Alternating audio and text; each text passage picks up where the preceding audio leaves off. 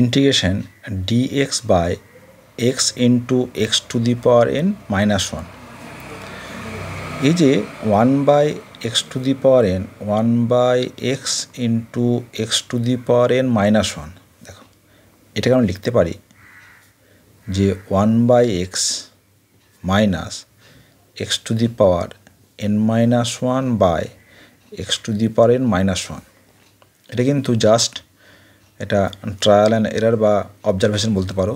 কেন দেখো আমরা যদি এটা যোগ করি কী হবে, x into x to the power n minus 1, এখানে দাঁড়ালো x to the power n minus 1 minus x into x to the power n minus 1, মানে হচ্ছে x to the power n তা কেটে যাচ্ছে, তাহলে কী থাকছে মাইনাস 1 থাকছে, তাই তো।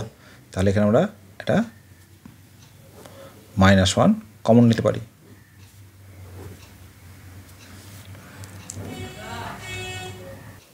তাহলে আমরা এটা লিখতে পারি integration x to the power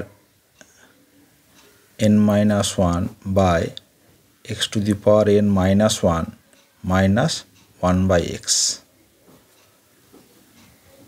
dx, integration x to the power n minus 1 by x to the power n minus 1 dx minus 1 by x dx। আমরা জানি যে integration f dash x by f x equals to log mod f x plus C.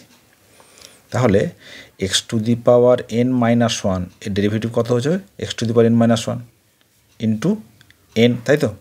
তাহলে আমি কী করবো, n দিয়ে গুণ করে দিই, n দিয়ে ভাগ করে দিই, তাহলে কি পেলাম 1 by n log mod x to the power n minus 1 minus এটা হচ্ছে 1 বাই এক্স ডিএক্স, মানে log mod x plus C.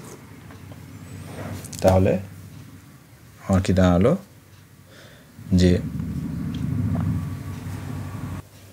1 by n যদি কমন নিয়ে নিই তাহলে log mod x to the power n minus 1 minus n log mod x plus C.